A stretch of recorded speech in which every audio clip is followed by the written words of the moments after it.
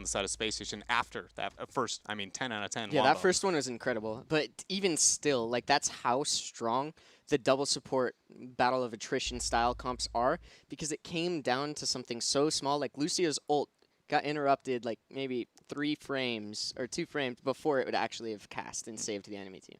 Well, a great victory for Spacestation to win on Battlefield of Eternity over Superstars. Let's see where we are headed for Game 2. And knowing that Superstars would pick first pick, it was very likely that we would head to Infernal Shrines, chosen by Spacestation for the next game. We've got someone here who's a resident pro at Infernal Shrines. It's been a little bit since it's been my favorite map.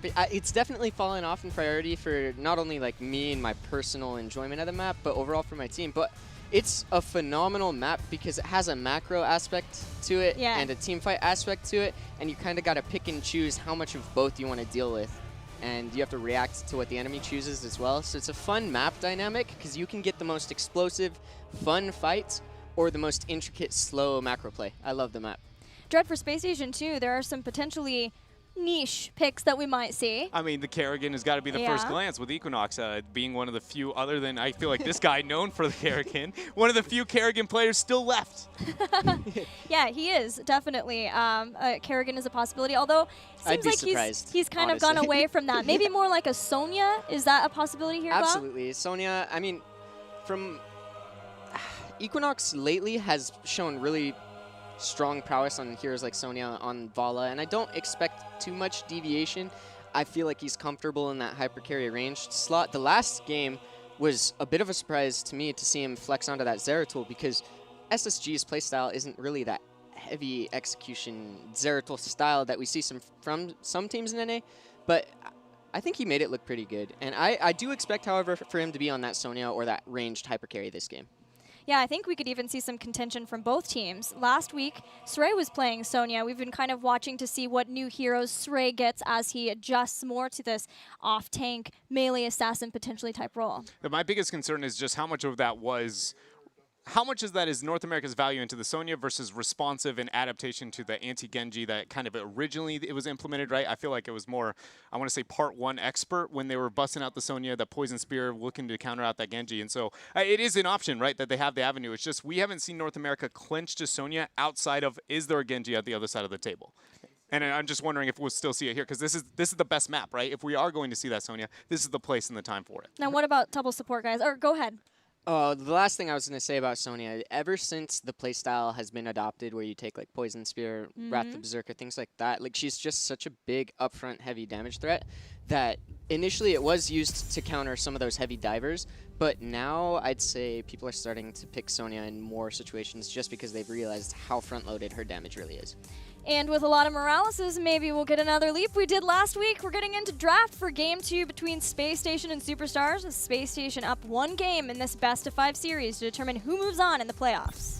Anything stand out as a must-ban for either side? I mean, one thing already that I didn't talk about in the first draft, we got to ask you, I mean, is Medivh a problem? He didn't show up at all in the last draft. Is he going to come up here? I'd like to see him here, and Superstars actually has quite a formidable Medivh player, I'd say. Hosty's pretty dang good at that hero overall, I'd say. We could see it here. Medivh suffers a bit in the overall slower meta that we have been seeing. He still has a place and is still very strong. But to be honest, unless we saw him, I could see Superstars go a little bit crazy and go like Medic Medivh. If we saw Medivh, it would have to be paired with a Medic, I think, from Superstars' angle.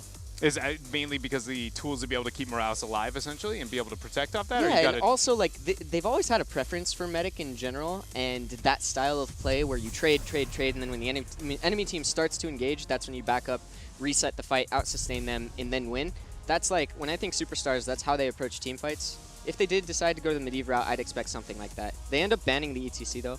Solid first man. ETC is arguably the best tank right now. Eliminating it from first pick just leaves your options open. It means, yeah, we don't necessarily want to value the ETC as first pick, but he's still good enough to ban. Well, Spacestation, on any Battlegrounds where it's even been a possibility for Medivh, traditionally has been banning it, not wanting to play it themselves. But that would leave up things like Passadar as a way of enabling something like a hyper carry. It has good shrine clear too, good pick here, but instead they ban Genji. Okay. How interesting. the Malthael priority as well as Dahaka, that sort of relationship between those two heroes in draft is really interesting to me. I think that if we don't see Space Station pick up one now, Superstars will get the choice of either if they want Malthael or Dahaka, and then if they have the Malthael, they can leave Dahaka up, or if they pick Dahaka, they can ban the Malthael. That sort of dynamic, I think, overall favors Superstars' position in the draft right now, if Space Station doesn't pick either of those. I have a question regarding essentially the double support aspect. I feel like you put it beautifully when talking about this map has this intricacy of a certain level of you have to appreciate the macro, but you also have to appreciate the team fight.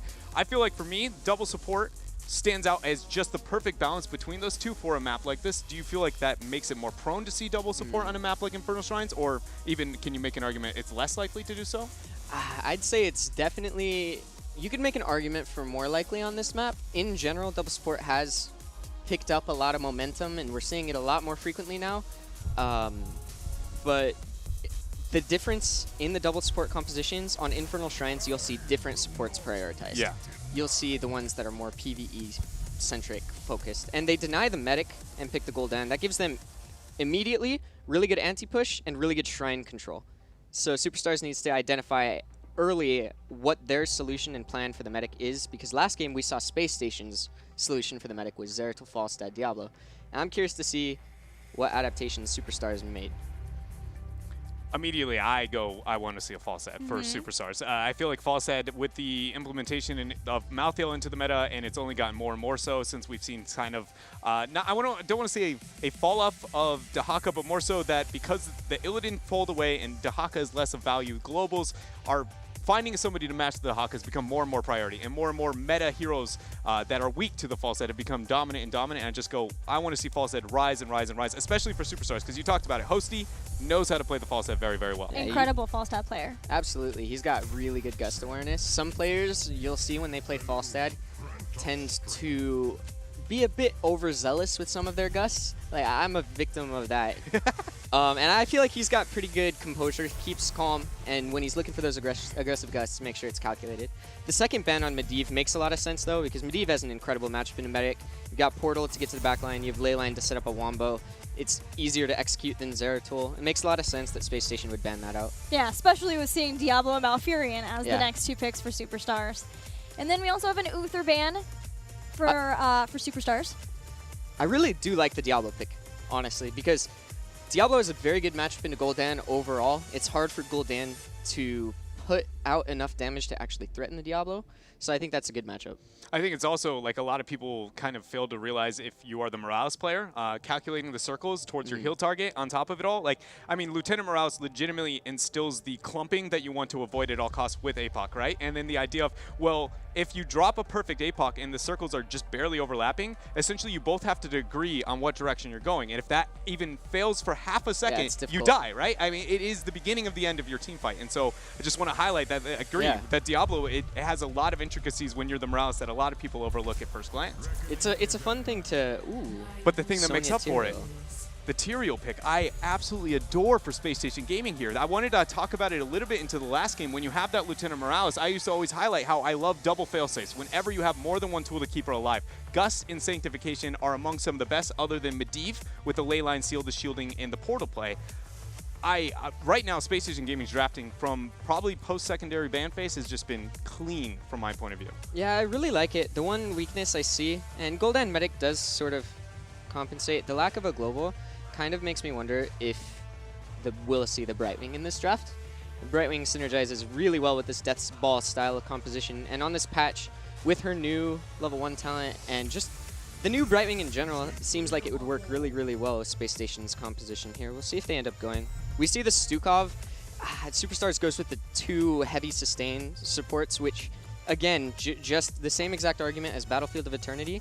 It can work out really, really well, and you can snowball, or it can backfire heavily. Again, they're trying to set up the draft to put Space Station in a situation where they have to execute. And I think that's something that Superstars actually does very well in the draft.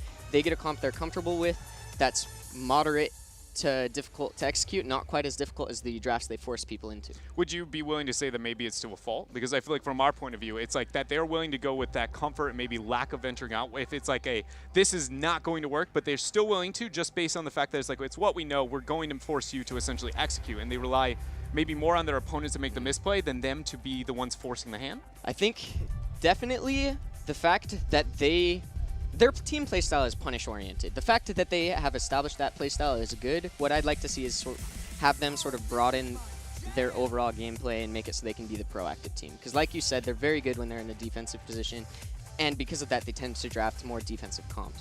But we see Srey on the Malthael again, seems to be a really good comfort pick, and they end up going with the Lucio instead of the Brightwing. It still is a double support, and functionality-wise, they're similar in the sense that Lucio prevents an all-in engagement, and Brightwing with Emerald Wind prevents an all-in engagement. The one difference is you gain so much mobility with Lucio, and you lose a little bit of global presence. Brightwing, it's just inverse.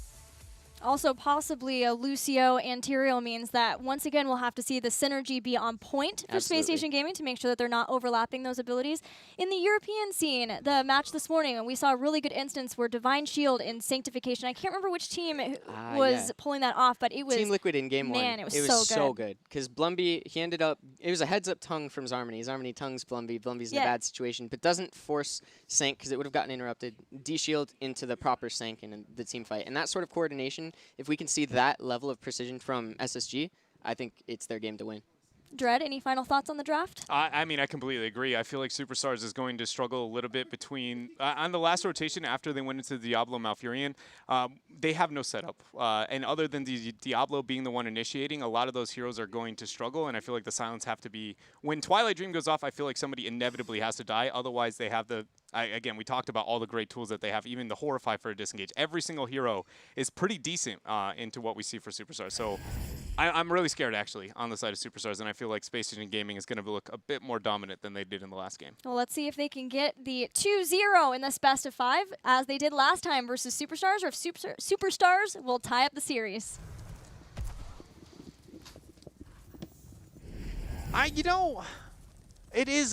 These drafts in general are rather interesting from both sides for me, because it does feel like Superstars, though normally they are the team willing to maybe take that safer play, stick to what they know, and give the burden of execution to Space Station. And yes, Space Station is drafted it. I almost wonder, is there a level of execution we're undervaluing from Superstars' perspective? And that is just, again, that initiation element here from their compositions. Outside of that Shadow Charge Flip root combo or a max range Loon's Grace, I just feel like who's going to be getting these initiations when you have such long cooldowns like that Apocalypse, like the Twilight Dream, to win into the team fighting of, Space Station, which, again, is absolutely terrifying. Both of the supports, too, are high execution supports. You know, we've got Hosty playing Stukov, and I can't decide which I would rather have Iacona play more. Iacona Stukov last week, impeccable. Yeah. Very good. His silences were amazing, and you're going to need that silence follow-up, and it can be a hard thing to master. But then on the other side of that, you also want to make sure that you are not going too far in, but still in a good position to Twilight Dream in the follow-up Wombo combo. But so far, Superstars looking pretty good because they take first blood. Yeah, well, I was talking about there may be difficulty to be able to initiate it properly, right? And, well, if you have a Gul'dan getting suplex before the Shadow Charge comes online, you're going to get those fights. It's just, let's look a little bit more towards those 10s. And, again, outside of situations where Diablo gets a Dream engage, because that is essentially the, again, on a list of check marks. Well, if you are Spacesation Gaming, you should be avoiding those at all costs, because he is key to this composition for Superstars. Well, we've got to pause, so we're just going to make sure that all of the players are ready and raring to go for this game number 2 on Infernal Shrines. Let's talk about HGC Finals at BlizzCon. We've started to see a lot of teams qualify. Congratulations to Red Canids from Latin America. They'll again be representing the region at HGC Finals. Always great to see Vieira, Jay Shrita, all those guys be able to show up and try to make a name for themselves on the global stage. Vieira is the support player that maybe most of you don't know about, but I feel like you should. You know, the guy's spirit is the one thing for me outside of the tournament, but outside of the play alone, just being able to hang out with the LATAM guys, they're always entertaining. You know, I'm sure you guys have probably caught Jay Shrite's stream. He's streaming quite a bit for the region. But either way, we have game number 2 ready. Superstars versus Space Station Gaming. Keep in mind, First Blood just went over to Superstars. They just claimed that on poor Gul'dan. Now we'll see Space Station start to get set up in their respective lanes. It's like a 2-2-1 with a support with each of the damage dealers for Space Station. Terry will be trying to hold his own in the bottom lane. But that's where damage could be done for Superstars. They have Yoda, they have Iacona here. The big deal is having that consistent damage from Pala to start the siege. A lot of pressure we see there up into the top lane. And Gilly, I've got to, you know, kind of throw this out here. How often have you seen the spine launcher there for Stukov at level 1? Is that a go-to? Because to be honest, I don't think I've ever seen a competitive case, at least not off the top of my head. Well, this is the first time we're seeing it. However, this was a talent that was improved in the Kel'Thuzad balance patch. Oh, there we go. Instead of the 50% damage reduction that you see, now it is instead just the 30% damage reduction. And what it's going to do is gives a ranged attack to Stukov. It does lose some damage, but what it gains is giving more control because it gives a slow. Yeah, that auto attack slow, it's going to be interesting because, I mean, Stukov, obviously auto attack utility, being able to get a slow through an auto attack is an amazing tool. Like, we talk about Arthas's and Jaina's at level 1, and I also talked about, I feel like getting a team fight is going to be difficult for the members of Superstars. So I think this adjustment for him at level 1 is absolutely amazing. It's just going to be, is it worth it, right? Because Stukov normally does do a respectable amount of damage for supports in the melee range. Maybe not high damage output overall, but one auto can chunk and usually lock in a kill. Talking about locking in a kill, Spacestation Gaming done so here up on mid, and they might find another good body blocks onto Hosty. Yeah, the boop was great too, but the heal was still there from Iaconi, was healing back up. The rest of the team comes in. Hosty turns around with a lurking arm.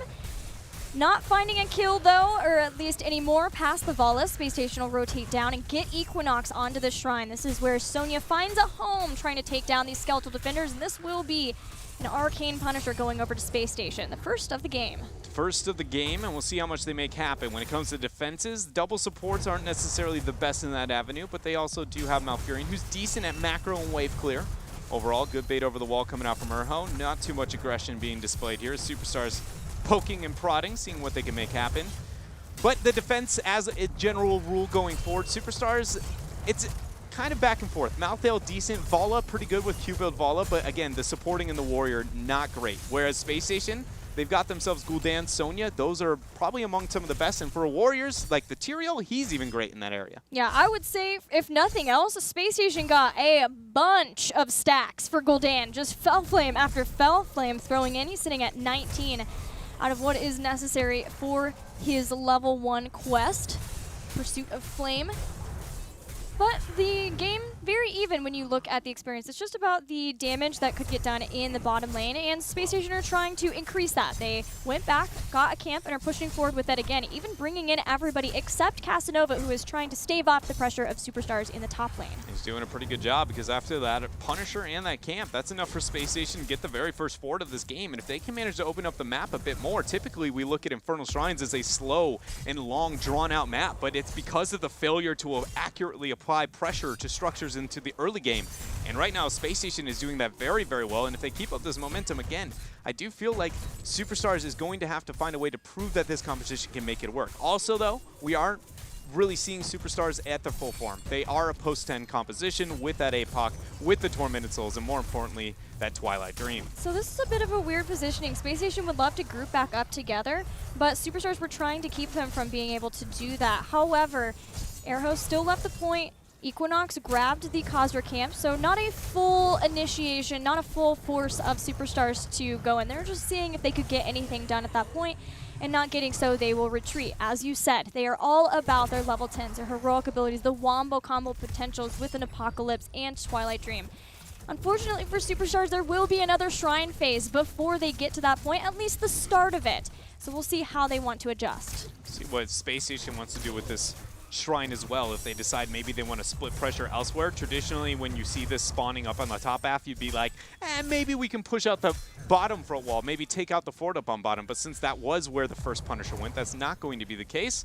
And it seems like they're just willing to shift their Sonya right onto the Shrine and get things started. Both teams in attendance at the Shrine. Diablo starting to go in, and he is in for a flank of a lifetime here. Spots out by Equinox. Lurking arm being dropped there. You can see Hosty trying to get the follow-up in case initiations happen. That was a bit of an annoying placement for that lurking arm, but Space Station are still hanging in with the skeletal defenders. Superstars are the ones who are in the lead. Space Station trying to bully their way onto the point, but Superstars are closer to heroic abilities. The Stray is pretty low. Nice heal coming out. Passive use there for Iacona. That's a cooldown we got to keep track of. And also the Druins. Every time that thing hits the ground, expect Tyrael to get that follow-up.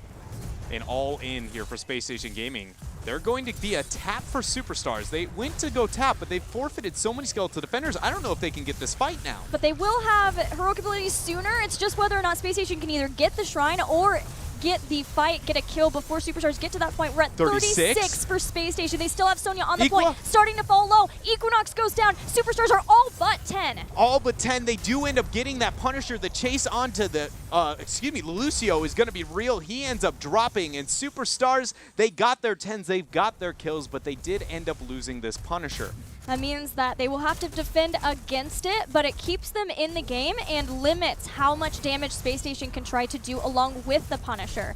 So Superstars making the best of a bad situation. They are in great position to try to catapult this game into their favor by trying to have the 13, maybe even the 16 ahead of their opponents. So next time, next shrine, they'll be the ones who can be in control. But the fact that Superstars is this far ahead with being a heroic-based composition is a great silver lining here in this game, even though they're struggling on the structure front. They're going to have to make up for that. They're trying to do that here up on bottom. Roots drop, but Equinox is fine, drops the Wrath. They're going to turn this around. Horrify, that's a mounted trees. He gets himself a Malfurion, and that is going to be Iacona going down.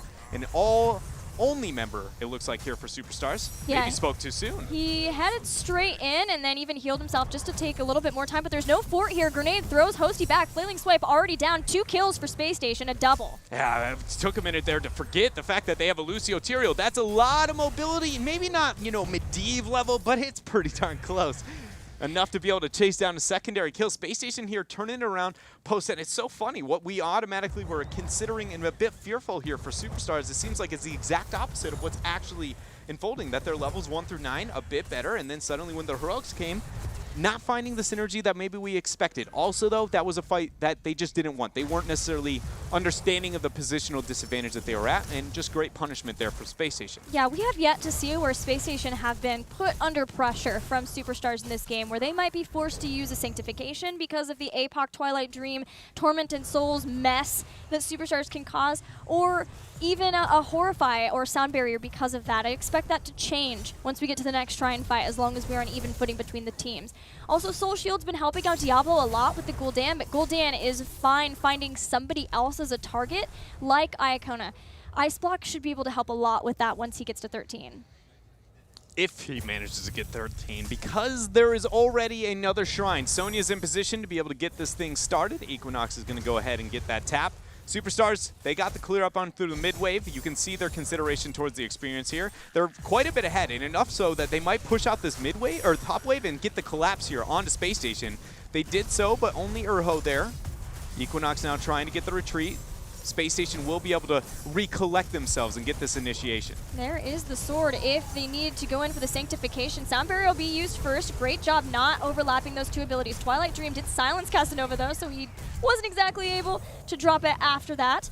Flailing Swipe has come out, and that's a lot of the retreat factor for Superstars. In fact, everything except Reign of Vengeance used there means that Spacestation can aggress forward confidently, knowing they don't have to worry about the big wombo combo. They have made it through the Diablo. But they're flanking, and they're going to go in. Even without those heroics, they want to try and take this fight. Spacestation here now is looking to turn it around. Reign of Vengeance being dropped. Yoda's the first to go down as Equinox spinning to win all over Superstars. Casanova and friends now focusing on to Urho. Talking Trees and Saray in the 1v1. The Drain Hope or Drain Life is enough to keep him up. There is the Sanctification. Spacestation, they want more, but Superstars isn't giving up easy. Oh man, the grenade and the boop. Superstars are not able to get away from this, at least not Urho, but he's so tanky. Finally brought down, and the souls are reset. Souls reset, Punisher achieved for Spacestation Gaming. They've got those 13s, and the Gul'dan is just, I mean, he's doing work when it comes to the damage onto these structures. You can expect this top fort's going to be going down. It's just what else can Superstars hold on to? Conveniently, though, they do at least have the 13 talents here. We've got the Ice Block from Malfurion. But I'm a bit, oh, that nade! That Wombo John Cena follow-up, that was clean. Spacestation Gaming. That's Jason. Yeah. That's not even the main support. I know. Jason showing his Morales prowess right here. We've got the fort falling down. Spacestation will take out another fort, but they want more. They push on past the Punisher. We're going to have another moment where the Punisher can jump in and maybe a follow-up with that small wall down. That's going to be Urbo is the focus, forcing out that flailing swipe. Equinox, he's got the Poison Spear. There's a Horrified. Vala is finding themselves on the wrong side of Space Station Gaming, and now they're on the keep. This is 11 minutes in. Yeah, 11 minutes in, but 2 people down. No Vala for 26 seconds mean a lot of the damage is gone for Superstars. Malthael still up. Stray waiting, lying in wait to see if he has to drop a Tormented Souls and go in. Space Station won't push in for the core yet, but they have got to be feeling good about this game too. Yeah, this game just got out of control in favor of Space Station Gaming. Superstars, I mean, it is, I don't want to use the term lost cause, but it is pretty close at this point because that is such a huge advantage Space Station's been able to achieve. They now got the camp pressure and up towards top. I would immediately go, maybe if there was a global to soak this experience to hold up, or if there was another key element for the post-20 for Superstars, but I'm not seeing anything standing out heavy enough to show it other than just outplaying the members of Space Station. They're going to go in. Hosie's the focus. Ray with the Tormented Soul. Stukov first to go down. Equinox getting that Poison Spear. Iacona comes in, drops a heal. It's enough for Yoda to retreat. But now Saray, he's getting booped and just tossed around Space Station Gaming. Yeah, he's trying to use his Ray Strike as he can to manipulate his positioning in a way that he could get out, but Space Station would have none of that. Space Station played so well around that Tormented Souls. Several members got hit, but they were spread out in a way that they were continuing to heal. They made it through the touch of death, and the whole time Equinox was just wreaking havoc over Superstars. That was a 16-14 fight that Space Station got a couple of kills of just because Superstars poked their heads out even a little bit. And because Casanova has been playing a fantastic Tyrael, my goodness, I don't know if we've seen that much Tyrael from him, but his positioning, the setup for him, and the body blocks now that he has Holy Ground, 2 quick kills for Space Station just furthers that lead they already had. And we've got to bring to light the fact that Casanova is not your original Warrior player for this kind of roster, and he's playing debatably internationally respected as one of the hardest Warriors flat out to play. I went as far as to say that legitimately half the reason he doesn't exist in the North American meta is we just don't want to take the time to learn how to play him, but Casanova's proven me wrong here, putting up an absolute clinic on the hero. He's got that Holy Ground, and he is ready to show off his stuff here. We got another Punisher up on bottom, easily going to be forfeited. Superstars, they're just trying to stop the bleeding, get the experience, catch up to 16.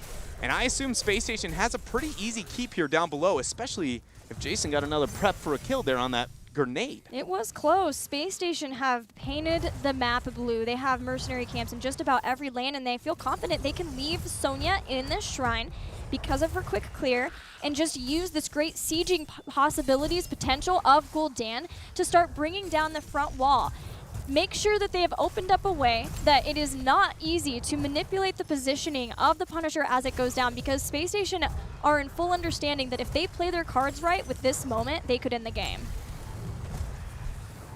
Superstars has Malthael in the mid lane, getting that experience. There is the 16 talent here. You see Casanova anchoring to make sure there was no flank. The Punisher here marches up, found itself no Holy Ground split onto Urho quite yet. There's the first nade. Equinox already causing havoc on the back line. Iacona falling below 50%. He's going to need that Stukov heal as it's dropped. Equinox takes a lot of pressure. Sray, he heals up with that Tormented Soul. He keeps himself alive. Apocalypse. Sanctification, though, used to, and Vala is already down. The sound barrier to follow up means that Space Station's nice and healthy as they push forward. Sray, the next target, falls low, but Space Station turn back around and take down the keep. This Punisher is still at halfway point. Hits 2 in a stun as it jumps forward. Casanova splits Arrow to the rest of the team. The team kind of split as to whether they want to look for kills or look for the core. They will move back. They're just pushing back members of Superstars over and over again, allowing the Punisher to deal the damage, and the core is falling way too fast for Superstars to save it, so we'll have a 2-0 lead for Space Station in this series. We questioned the execution in Game 1, proved us very quickly that we were wrong, and here in Game 2, still picking a pretty difficult composition. Talked about Casanova there on the Tyrael, and they looked good. Space Station Gaming here looks like they have taken their time to prepare for the playoffs, extremely serious. It makes sense that you would want to do that, since every series could be your last of the entire year of HGC. What do you think about that game, Glau? It was pretty awesome to watch. I think that the execution from SSG was pretty much perfect. They executed their composition. They kited out the ults that they needed to wait to kite out, and then they'd turn with that Poison Spear, front-loaded heavy burst damage. And honestly, a lot of that game came down to the Gul'dan. He was able to finish his Q quest so fast due to the double support composition of Superstars that pretty much Superstars had no chance whenever it came to any shrine, just because Gul'dan was able to just find a safe angle, continuously throw Qs, and just have complete control over the objective. Well, with that fantastic play, Space Station are now 2-0 game so far of Superstars. After the break, we will continue with Game 3. This is HGC.